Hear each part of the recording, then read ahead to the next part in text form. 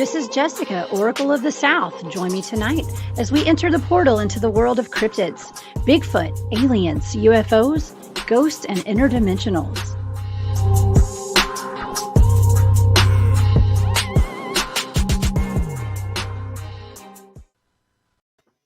Hey, y'all. Welcome into the portal. I'm Jessica. So glad you guys are here tonight. I have a really awesome guest tonight named Barry Littleton, and I'm going to bring him up in just a minute. We are going to be talking about the attack at Ape Canyon tonight and a bunch of other really cool stuff. Okay. So, yeah, y'all stay tuned. Before we start, I'd love for you guys to go follow me on all of my social media sites. Okay. I'm at Oracle of the South on Instagram, and the show is at Into the Portal _Jessica, and my shop is at War Woman Goods. Okay, so you guys please go do some shopping. Okay, I've got an Etsy shop where I sell Native American turquoise jewelry and vintage goods. So you guys go check that out. Also, follow me, subscribe on my YouTube channel. Okay, and I have a Rumble channel as well. So I put all these videos on there almost every day. I have videos of tarot card readings and oracle card readings and interviews with like my teammates and all sorts of paranormal stuff. So y'all go check that out. Okay. All right. Well, like I said, we're going to be talking about the attack at Ape Canyon. Now, if you guys are familiar with the Bigfoot phenomenon and stories that go way back in the 1920s, I think it was 1924, there was a group of men up in Washington who were prospectors going to look for gold. Okay. They had been working this land that they had for a while, digging for gold, had all their equipment and stuff. This is back in the 20s. So, just like axes and picks and whatever you call it, they had that kind of stuff. It wasn't it wasn't a big, what you call it? It wasn't a big thing. It was just a few guys with some hand tools, right? But they had been looking for gold there, and there were 5 men. One of them was Fred Beck. Okay, and I'm only bringing his name up because he later wrote a book about this incident that they had. Okay, now they had been looking for gold, and they went and stayed in this little tiny cabin that they had at night. Okay, and this cabin had no windows. It was made out of wood, and it was something that they had just to stay inside to protect them from the elements. Okay, well, they were seeing all these weird big footprints around where they were, digging for gold and stuff. And they thought, well, maybe it was just a really large Native American. That's what these guys thought. A 19-inch footprint, yeah, that's just a really big person, right? So, but they were finding they had some little incidences, that were going on, and they thought, well, they were trying to explain it away. But one day, a couple of the men encountered a 7-foot tall, big, hairy man. They called him, I think they called him a mountain devil. Okay. And so that night they went back I think they shot at the guy. I believe they shot at him. That night they went back to the cabin. The guys were like, oh, let's just stay here tonight. We'll go back in the morning. It's safer just to stay at this cabin tonight. So they ended up staying at that cabin that night. And around midnight, they started getting bombarded by boulders and rocks, and up to 28 men started attacking this little tiny cabin that they were in. Okay, and to the point where they were banging on the walls, trying to break the door down, and they were trying to tip the whole cabin over with these men in it. And so the men were shooting their guns at these things, and it was just a nightmare. Okay, so this is a total nightmare. At sunrise, the guys finally, I guess they held off these 8 men, all 20 of them, and the 5 of the guys on the inside of the cabin held them off. And at sunrise, they were able to get out, ran off. I believe they might have shot another one. They shot one on the way out. It was just, it's called the attack at Ape Canyon. Okay. This place was not called Ape Canyon before this happened, by the way. But now it's known as Ape Canyon. Okay.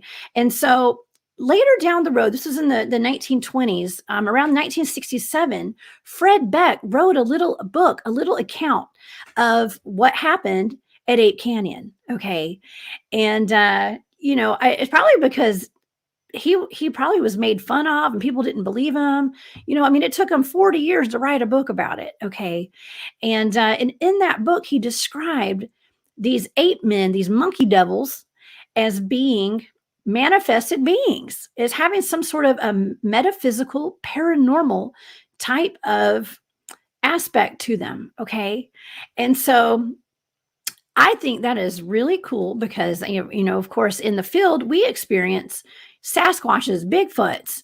This was back before they had a name for these things. There was no, what they may have called them Sasquatches. I don't know, but there was no Bigfoot back then, and so, yeah, my friend Barry Littleton made a video about that, and he just released it this week. Okay, and it's about manifested beings, and about the Ape Canyon incident. So I wanted Barry to come on the show today, and we're going to talk about Sasquatches being manifested beings. Okay, so Barry is here. Barry is a lifelong paranormal researcher and an experiencer. And I want to welcome you to the show, Barry. Thank you for being here. Greetings. Hello, Jessica. Thank you for having me. I'm honored and I appreciate it. You're doing great work, and it's always good to interact with you. So thank you very much.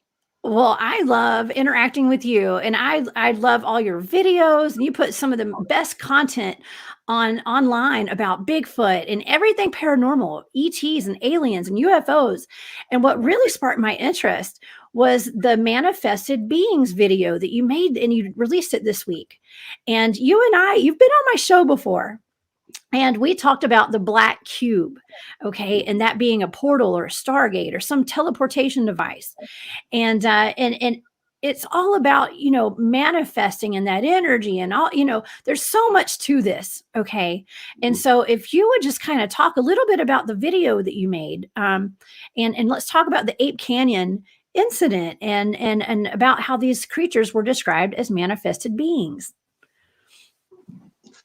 Something that kind of is interesting is that in the community that we see that's quote unquote the Bigfoot community and things like that, there's always seems to be this very much a sweeping aside of they're just the apes to compare to there's some sort of a paranormal aspect to these beings, these creatures.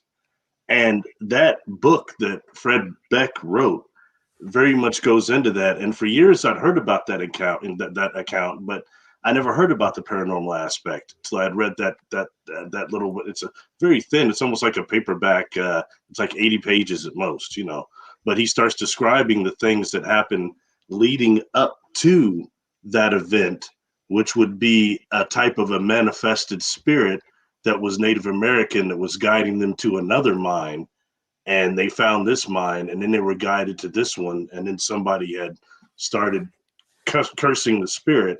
And that caused a problem. And then they weren't able to harvest the gold that was in that other mine. And then that's when they started encountering the Sasquatches. And he started saying how there were different levels in the mountains where you had these previous civilizations that still have these manifested beings and manifested spirits that seem to come around and only manifest when people are there. And the will of people and what we could call the morphogenic field of people is present is what actually makes them more dimensional, third dimensional like us. And then when kind of question things like, well, if that's the case, how do you have these beings they're having families, but also they're leaving like scat and things that are obvious third dimensional physical things like us. Yeah. And he was saying the longer they stay manifested, when they manifest, they have to conform to the same physical parameters that you and I do. And one of those would be eating, one of the, leaving scat. And I think that's fascinating. Excuse me. Given it not be for that, I had some sort of a weird experience with what we could call Sasquatch at that Assetti Ranch, the three separate times I spoke out there. I mean, before that, I wasn't especially that into the whole Sasquatch thing. I had my question. I'd seen the Leonard Nimoy In Search Of like everybody else and kind of thought that was cool. But I questioned some things, despite the amount of other paranormal things that happened in my life. But now I don't as much. I know something's going on. You did an interview about a week ago, and you and the gentleman had talked about mind speak. Yeah. And I thought his take on mind speak was interesting. And I experienced a type of mind speak out at that ranch about 4:30 in the morning. And I can't say, I've questioned also, was it truly Sasquatch? Is that what that was? Or was it this device in the mountain? Was it something else? Somebody out there playing tricks? Who knows? You know what I mean? But Yeah. the amount of energy that felt it was so odd to begin with, but it was tailored around them, and that whole experience was. And that type of telepathy, it was strong enough to where I've only experienced that with normally like non-physicals or the star beings. Yeah. That they're on that type of a frequency, because this individual was a much stronger telepath than I. And when Interesting. that channel was shut off, I couldn't strike it back up or anything. You know what I mean? It was very strong. When I say telepathy, it was true telethought that comes through with pictures and emotion. I was feeling their emotions, and I was hearing English. Now, no, it's Yeah. not telepathy. Hearing English. Now, how the heck is that? Yeah. You go to the zoo and stand in front of the chimpanzee exhibit or whatever, the gorillas. We got a good one where I live, and I sit there. The alpha came up, and no telepathy. Well, I've experienced ET contact, and so have you. And they do give off English. You understand it in English, and spirits. And like I did do a podcast this past week with the Trinity Paracryptid research guys, Tex and Rob, and we talked about this. And we were talking about, well, what are we dealing with out there, and how do we know it's actually a Bigfoot that we're talking to, and how do we know it's not a ghost or it's not an interdimensional of some sort? It's very confusing, and I know, like, just Bigfoot alone is confusing. Trying for the normal person to wrap their head around the idea and the fact, in my opinion, that there are Bigfoots and Sasquatches, walking this earth right now. In a flesh and bone and interdimensional, life form. It's a lot to wrap your head around. And so it's almost like we're taking it up a few notches, talking about the telepathy, and we're talking about them being interdimensional and manifesting. Because it's like you have to, your brain will kind of accept things in levels, maybe, and that's why a lot of people only want to believe that Bigfoots live in the mountains and they go in the caves at night and they go to bed and then they come back out. But really, but once you're really entangled in all of this Bigfoot phenomenon, you start seeing, and start realizing these things go somewhere, and their tracks are disappearing, in like they just disappeared out of thin air. So where did they go? It just makes it even more weird. And I think that saying they're manifested beings may not explain every species, because if we look at what is showing right now, that you've got the 5 basic types and now subvariants beyond that, I think that says a whole lot about the different types. But I think maybe, are they all manifested beings? Probably not. Or some of them more like feral people? Probably. You know what I mean? It's not for me to say, but I think whatever I was dealing with at that ranch, whatever it is out there, has definitely got a paranormal aspect to it. And that like even with the Ape Canyon thing, when I first heard about that, I think we both put the picture up in the video, and you did too, of these gorillas just hurling some rocks at this cabin. I mean, that's basically all that you got. Yeah, there it is. That's you thought went on. You think, oh my gosh, these guys got terrorized, but they're not telling you the other aspect. Bad. That's scary. He's saying that each one of them thought that there was a paranormal aspect to these beings. They shot at them twice and never found a body, never found blood, anything. And he was saying he thought one would never be caught for that reason. And when we start saying things like what you so typically said in the community online, oh, they're interdimensional. Excuse my language. What the hell does that really mean? Okay, you're interdimensional. Does that mean they're coming from like almost like a different universe with a different model than the spin? Does it mean we're dealing with a different vibration? Are they actually living like you and I? It's just a little bit different frequency, but they're just like us. Or are they something completely different from the unmanifested on the conscious level? And that's something I think we have to acknowledge quite a bit. and dealing with this, like, for example, one of the things I experienced out at that ranch, I don't sleep good at night. And out there, being that high up in the mountains, it feels weird out there. What is the UFOs off the mountains? I really couldn't sleep. So I was up all night long, but I would go out to that, what they call the field of dreams, and kind of just, observe the UFOs and things like that at night. So that kind of, I think, how can I say it? That I started hearing this, it was like a chanting, okay? And it was really only a few times, really early in the morning I heard it. And it sounded, the only way I can describe this, it sounded like a mix of Gregorian chant, and like Native American tribal music. It was like right in the middle. And I kept thinking, wow, I must be picking this up because actually, clairaudience isn't my best gift. We all have it to a degree, but it's not my best thing. Like my brother's got that real hard. That's not really my thing, But so I'm thinking I must be picking up spirits coming off the land out here. Some of the tribes that have existed out here, and it's like almost a phantom imagery thing. Maybe I'm picking that up. And then I found out later that there people that were, even some of the linguistic people were talking about this chanting that had been recorded near human habitations that were Sasquatch doing it. Several Sasquatch chanting only near human habitations. And they were saying, it might have been like Scott Nelson, I'm not sure, but they were saying like they were trying to decide if this was a protective prayer. Now, a protective prayer for the humans or for them. I think that's fascinating. Both, yeah. I did a video about it. I had a few people respond saying, I've heard something like that, either out there at another location. I think that's fascinating. So what is that? That's another type of a paranormal aspect of these beings. The way that they make everything, when they manifest, is that why everything goes silent? Is it electromagnetic thing? What is it that stops the bugs and the frogs and everything when they're around? You've been out there. I'm intimidated talking to you about this because you're a researcher, and there's a bunch of field researchers listening that know way more than me. I just got touched a little bit by this phenomenon. But you all go out there and what is it about them that makes everything stop?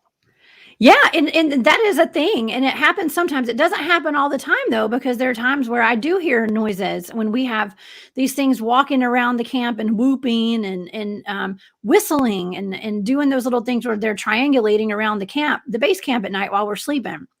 So I've heard that before. Okay, but yeah. You seem to know more about a lot of this than I do, and I do experience it. So don't sell yourself short, Barry, please. It's only cyberspace, believe me. I'm sweating hard now. But I think that you've experienced that manifestation aspect of them. When we met in person, you described, and I've heard you describe it online too. So about getting tripped by something or getting swapped. Yeah, Me, I did. Something that might not have initially been there and manifested.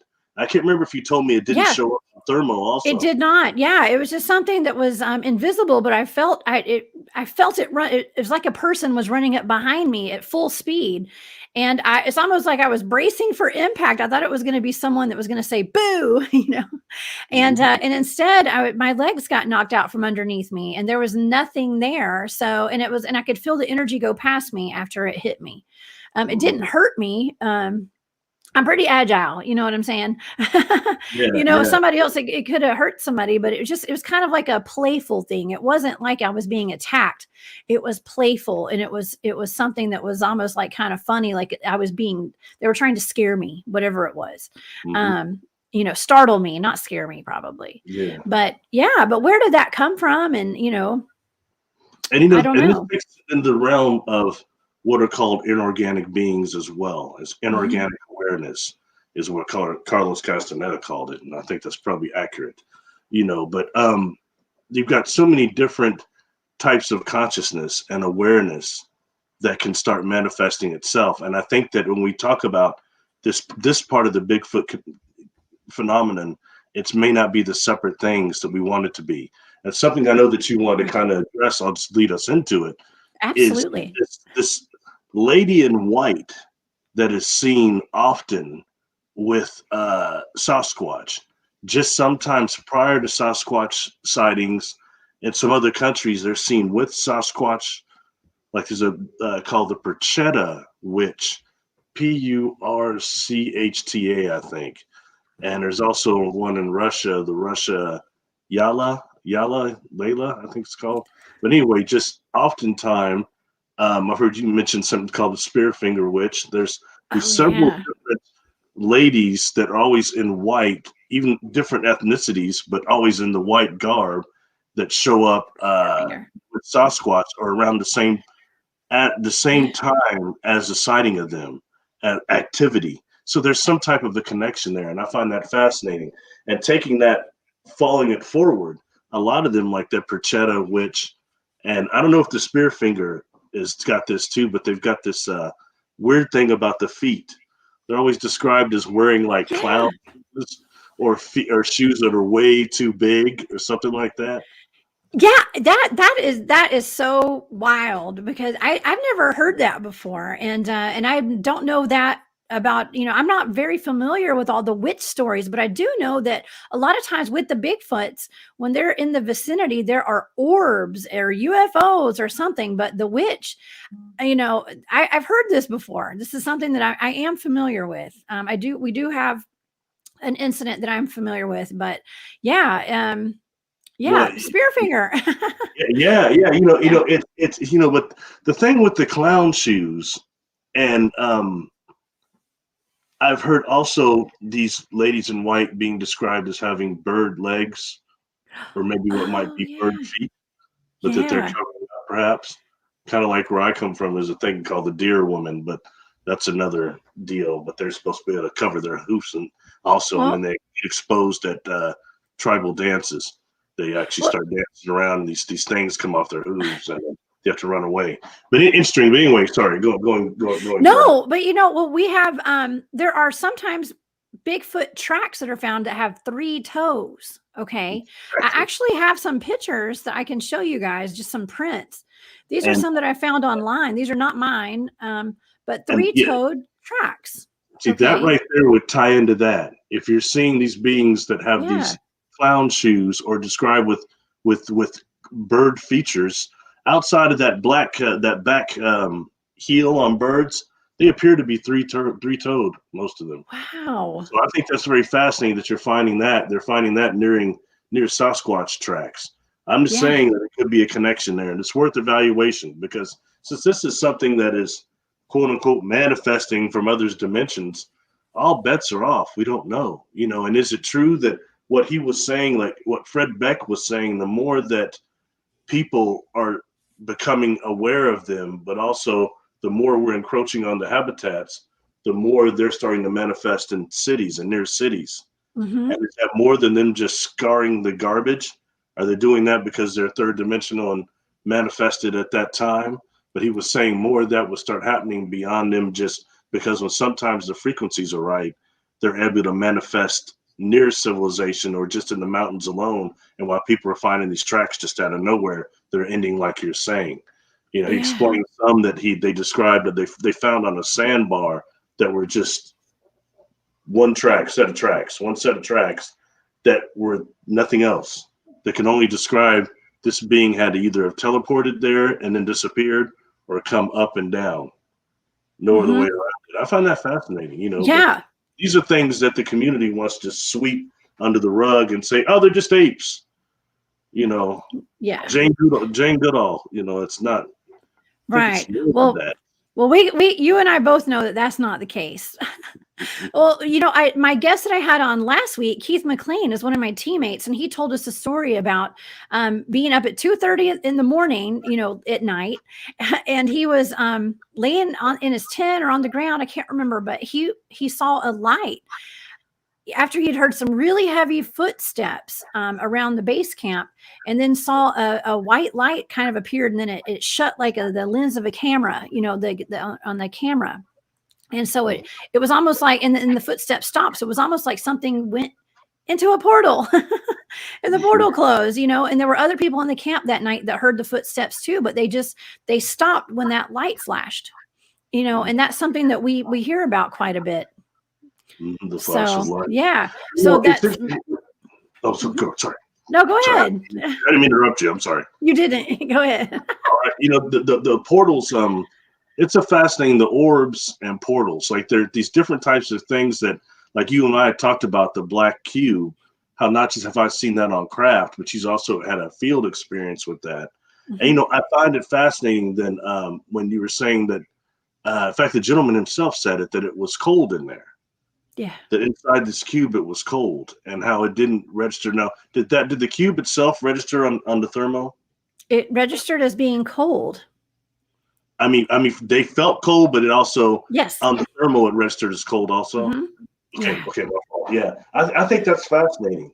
Is that why? You know what I mean? Is it because it's a type of a negative mass, or is it the type of different environment contained inside the cube itself, the same way consciousness can be contained inside? And that's the same energy source inside of these in the craft themselves. Like I've been on board, but now I know for a fact that when we're dealing with certain shapes like that, and you're dealing with not just beings from different dimensions, but different universes. Yeah. You've had a lot of contacts, so I know you probably got to be open to this. It's that we're dealing with, some of us are dealing with beings from different universes, when we're dealing with consciousness and another universe, like I mentioned earlier, that's based on a different shape. Like maybe it's based on the cube, or maybe it's based on the pyramid, or something different than the spin, like than the globe. Yeah. Everything we see in our universe is based on the spin, all the way from the molecules to the galaxies themselves. Everything is based on the spin here. So when you're going to transport consciousness, life energy from one universe to another, you have to use certain shapes. And the cube is one of those shapes. That's what's been implied on every one. So not just are they using it for anti-gravity, and and I've heard some contactees say, oh, well, the cubes are containing only life consciousness and they're stealing souls and putting them in there. That's where part of that comes from, I believe.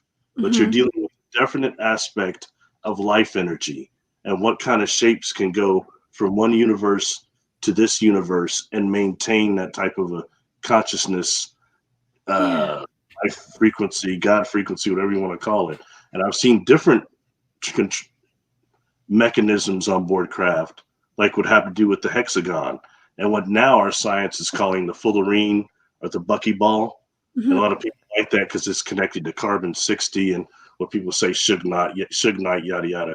What I saw is a little beyond that. Yes, there you go. Thank you.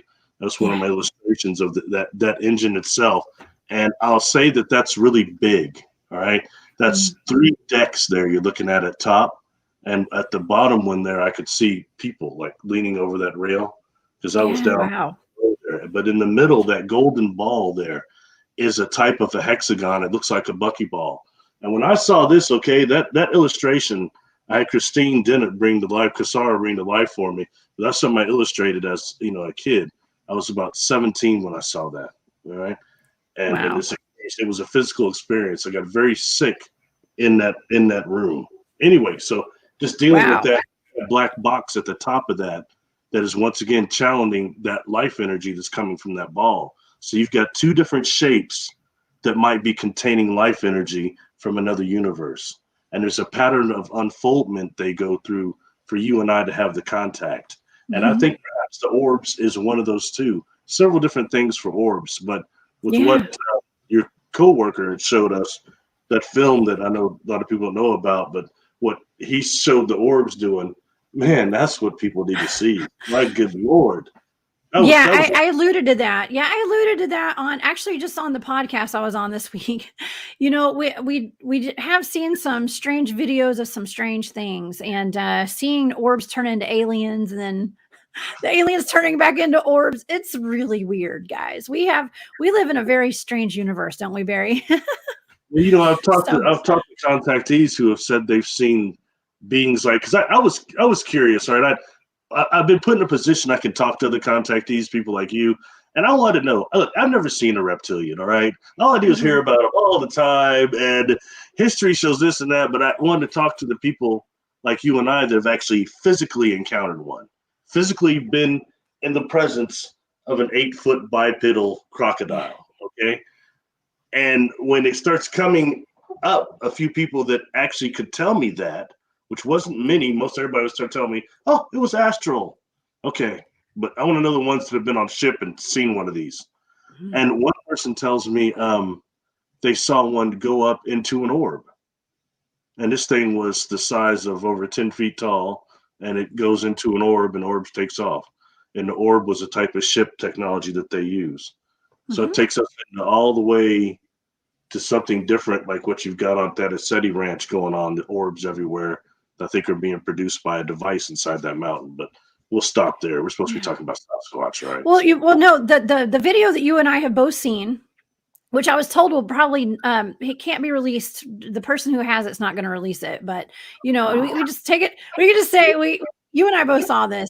It's it changes your way of thinking now, because now we've seen that. My mind has been expanded a little more now. Of course, and I also wasn't able to sleep for a few nights after I saw that. But yeah, it's but it shows you that these stories that you hear, like that story you heard about the 10-foot tall or that gigantic alien that turned into an orb. It's possible. It is possible. Anything's possible. Well, we're dealing with the thing they call that quantum hologram, which is dealing with these portals themselves, and actually a mako, which would be a wormhole or a black hole, but they actually would be called makos by the Rudy Shields astrophysicist would quote them. But anyway, on the surface of that is that quantum hologram. So something goes through that wormhole on the black hole. On the surface is that quantum hologram, and that starts actually collecting around that mako itself. So that's the whole Akashic records things we hear about all the time, the records of space and time. All right, and how they can only be accessed consciously because these makos function on the wave of like our consciousness, like brain waves, mirror neurons to be exact. So that's just very fascinating stuff. You wouldn't think to connect brain science with black holes and with makos, quote unquote. You wouldn't think of that, but people talk about the Akashic records, and we have so many gifted people that can access them, yada yada. But what are they? You know what I mean? Scientifically, how can we prove this in astrophysics? That's how. Anyway, sorry. Is that in a textbook somewhere? That's not something that we've been taught, is it? Well, you got to look at this new things that they're finding out right now with these new telescopes. And somebody like when I interacted with Rudy Shields, he did a lot of work with the telemetry and the data from the observatories themselves. And we don't really hear what a lot of those people are saying as much. What is the data they're collecting? What are they saying about the black holes and these makos, and that we're not what we think they are, that they're the hard drives of the universe? So anyway, that's just kind of going into the orb thing. And when dealing with, I think, with that quantum hologram and how these things interact with our brain, a lot of these beings may no longer even be in existence, and they're interacting with us through the quantum hologram. And we're seeing that these orbs, things from other universes, other dimensions, and oftentimes a lot of people have you seen with these faces in them. It was what you and I saw. We know why now. So that whole thing with the quantum hologram, that whole theory is true. So anyway, I'm sorry. I feel like we're going off about talking about Canyon here, but it's fine. No, I want to talk about all of it because I feel like there's just it's all kind of connected in some kind of weird way. Okay. And so in talking about orbs, like I have experienced so many different types of orbs since I was a kid. One of the first ghosts, I guess, in quotes, air quotes, that I ever saw was it was an orb, and it looked like it had ribbons floating out of it, and it was in this old haunted house that I did some volunteer work in when I was a teenager. And so I saw I saw the first ghost I ever saw was an orb. And so, but that was, I look back on it and I'm thinking, well, all the ghosts that I've seen in my lifetime, all the dead people, all the orbs were those actually spirits of people, or were they aliens? I have a question. I mean, interrupt you, but the orb you just said that you saw, was this a human dead person, you think? An earthbound spirit? Was I it? never understood it. The only thing that I knew to describe it and to interpret it in my mind was it being a ghost. Okay, but it was just a round orb, and it looked like it had ribbons floating off the side of it, like an octopus kind of. And it was in a hallway, a stairway of this old known haunted house in town that I grew up in. Yeah, so I just assumed it was a ghost, but it wasn't a human form. Mm, Yeah. fascinating. Interesting, right? When you start dealing with these, because I've found in my work that earthbound spirits and those of us that don't cross over are almost as numerous as the living here. So the type of forms, and a lot of times, sometimes I won't be able to, as a medium, actually see them or see an orb or anything, but they'll be there and I'll be able to perceive Yeah. them, and they're very present. You know what I mean? Then they'll come forward with whatever it is they're trying to deliver to the person that they're attached to. But that's the spirits that are on the outside. You know what I mean? That are attached on the outside of the person's energy field. There are Yeah. these others that are entwined in people's behavior patterns and only emerge like when they're under either deep hypnosis or something like that, but they're so entwined in the person's behavior patterns that you can't discern them there. They're not like the ones attached on the outside of the energy field. It takes us to a Wow. whole other dimension, or all another, I shouldn't say I dimension, a mean, whole we're other, talking about dimensions, right, Barry? yeah, yeah, So, yeah, yeah. So a it's like whole I other said, thing. it's all kind of connected in some weird wide range of just paranormal weirdness, right? Mhm, So mhm. yeah, because we've got the Bigfoot aspect, we got the aliens, we've got the ghosts, we've got black holes, cubes, it's just I mean, you and I could talk about all this stuff forever, and we could go down all these different roads touching on everything, but it all kind of comes back to this whole interdimensional aspect. Okay, so that's how we're going to bring it in, to this one concept of them all being interdimensional. And like you said, what is interdimensional? Where are they going? And is it universal? Are they going into a different frequency? I mean, I like to think that when we cross over, we're what I've been told, okay, by my deceased loved ones. I mean, I don't even know if I was really talking to my deceased loved ones. It could have been anything I was talking to. Did it feel like them? Did it feel like them? It did. It did when I talked to them. Yes, it did. But knowing what I know now, it could have been anything I was talking to. But they say that they're right here with us all the time. They're just on a different frequency. They're not dead. They're just right here in front of me. So dimensions, frequencies. What's the difference between a frequency, like just changing frequencies and going into a different dimension? Outside that's really the question, because I think those are Mhm. terms that are just thrown around, but They really are. people can't explain a lot. You know what I mean? And are we dealing with just a change in density? But once they go to this other dimension, this other density, are they still corporeal like you and I are now? Or do they become inorganic, non-physical entities? I've Yeah. been on board craft and I've seen these eggs in every room, and there were these lights in these eggs. And at first I thought that these eggs were like power sources, but they weren't. They're actually containing inorganic life forms, non-physical crew members. All right. And Hmm. they're in those eggs because, one, it's a shape from probably wherever they're from. The environment in there and vibration is like wherever they're from. So they're staying in there, but I couldn't Wow. perceive that as being that. Because when we think when you're really on a multi-dimensional ship, what is that really like?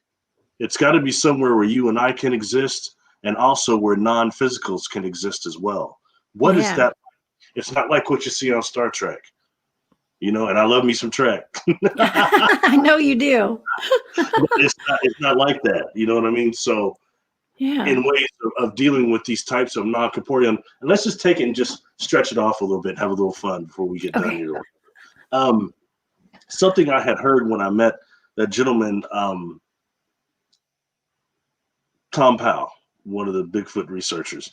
And I know he's a little far out, so sometimes he gets harassed a little. But he had a gentleman with him that was telepath and said that he was able to communicate with Sasquatch. And they were dealing with some tribe that was in Oregon there that said they had an alpha male in a family dealing with the tribe. Mm-hmm. And so they went to talk, and dude went to go communicate.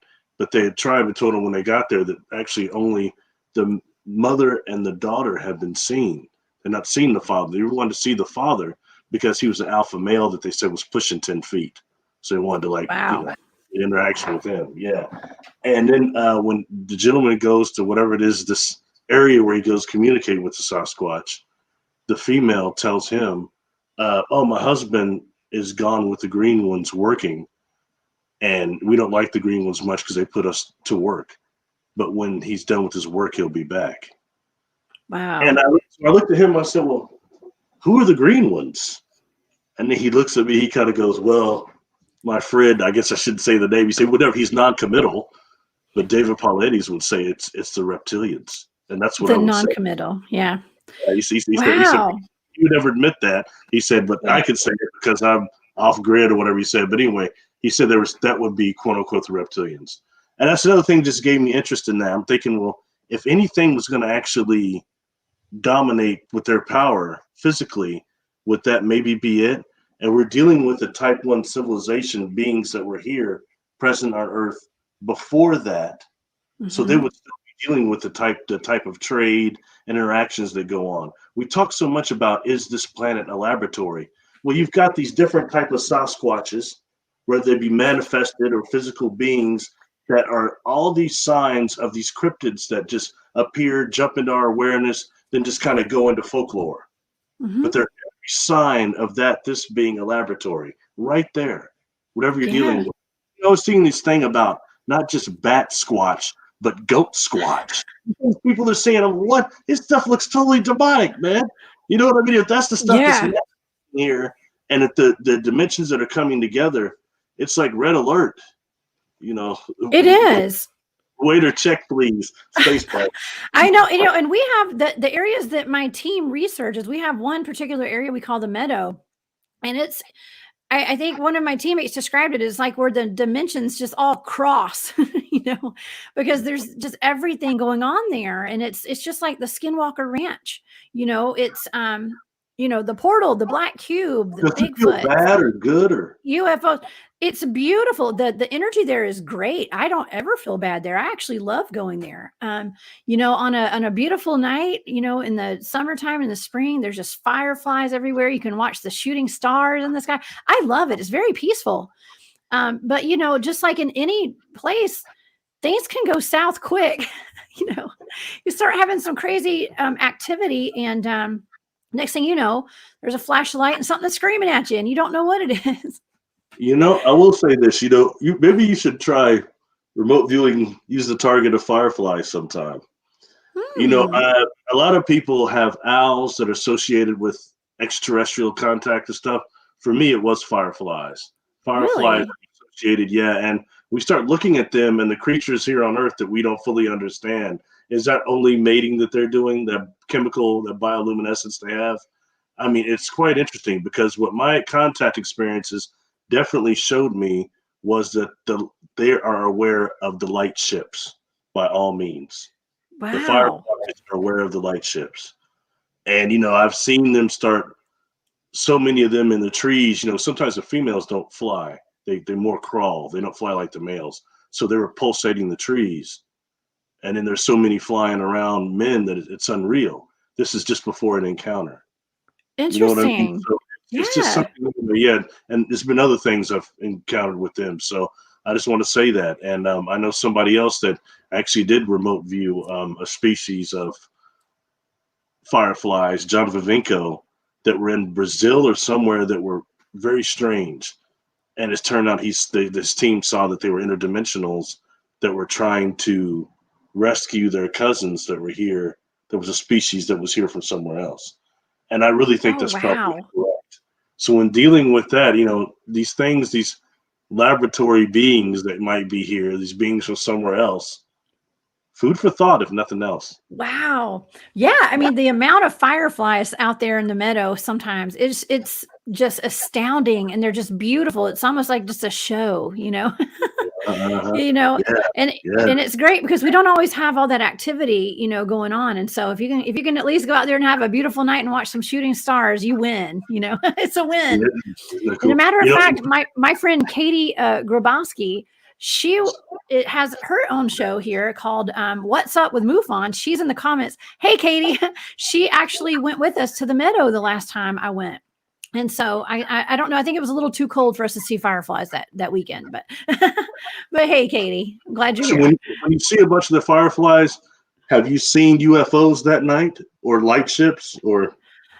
You know, we actually tried to call some in actually that night. Did it work? And no, there wasn't a whole lot of activity that evening. The last time we had a lot of fireflies, we didn't have a whole lot of activity that night, but we had a really good time.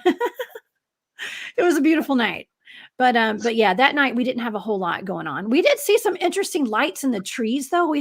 There is a lot of light activity, and you know, like sparkly lights in the trees and stuff. And you know, sometimes I think that it could be the stars shining through the trees when the leaves kind of move and stuff. But you Those know, nature spirits, you know, they're often yeah, look like that, and they're quick. And when you start seeing things that are so quote unquote dimensionally or density off, it's fleeting a lot of times, or in the peripheral. You know, a lot of yeah. people aren't aware that actually in peripheral we see it black and white.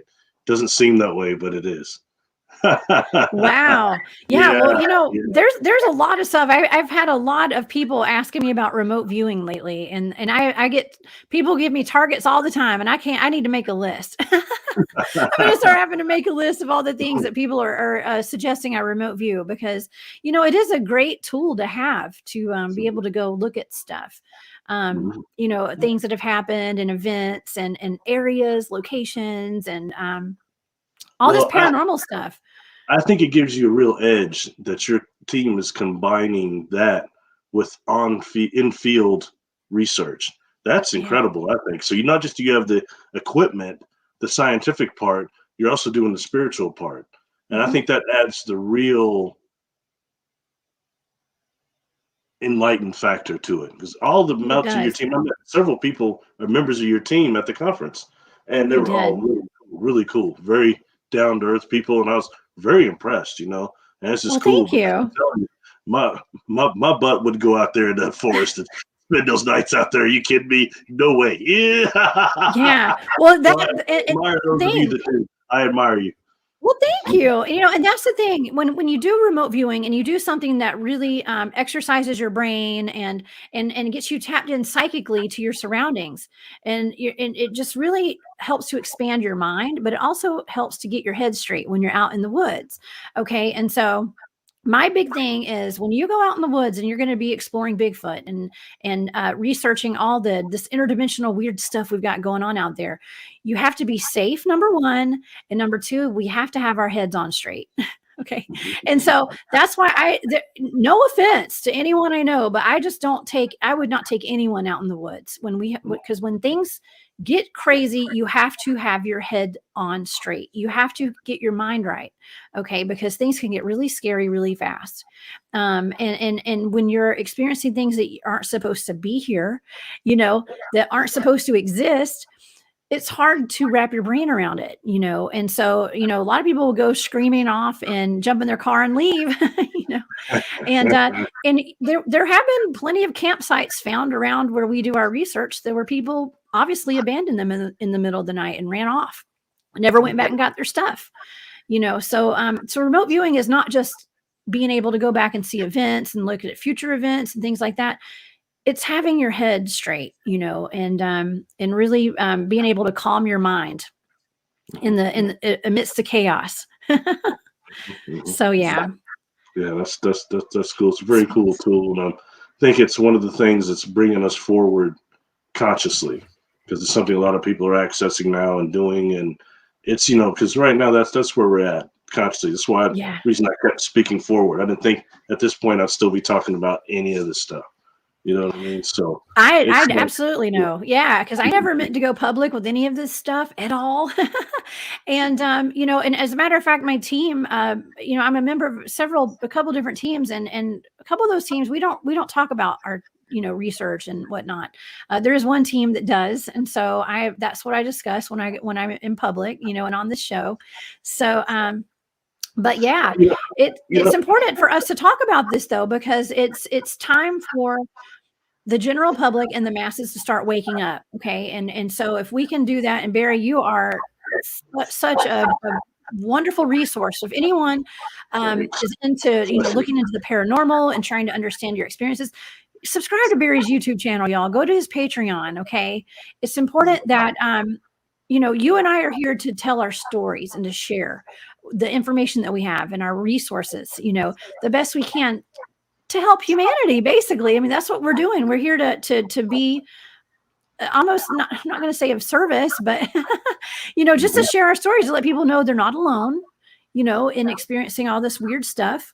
But it's expanding people's minds, and the more open you are consciously, the less easily controlled you are. Okay. I had to accept, like, for example, and I'm sure there's somebody out here, you or somebody listening to us now, experienced this. Like, when I went out to example that ranch, that whatever it was, one of these beings, and I still don't know, quote unquote, it was Sasquatch, but something was communicating with me that was giving me an obsession to look up stuff about albino Sasquatch. I mean, I went over everything, and I didn't recognize that as telepathy the way that it normally comes through.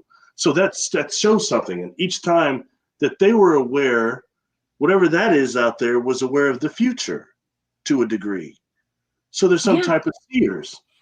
Time doesn't exist, right? And so yeah, I know. I know you like Tara. I know you throw cards.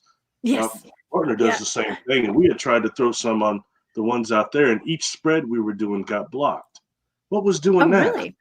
So I mean, that and the presence of whatever it is these things is intense, and I had to deal with that. And once again, that takes it over to the metaphysical.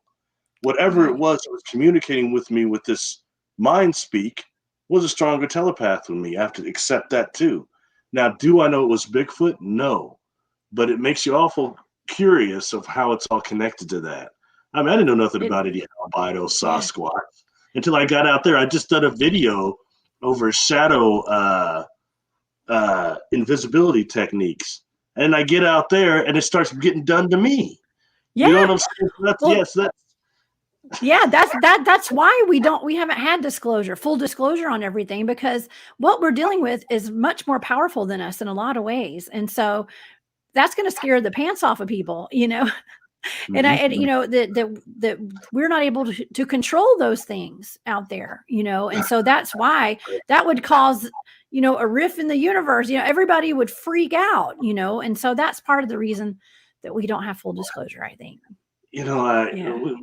What's with the howling? Like, I heard them howling between mountain ranges to the point that it was bringing people out of their little cabins and out of the office, and they're tripping out. What is that? And you hear these things howling, and somebody comes out with a recorder, and they all stop, just like that. I mean, this is between mountain ranges. What kind of a vocal and chest capacity is that? Is that humanoid? Really? It's not human, but we're going to talk about that next time you come on this show, Barry, because we've already run out of time. So you guys, I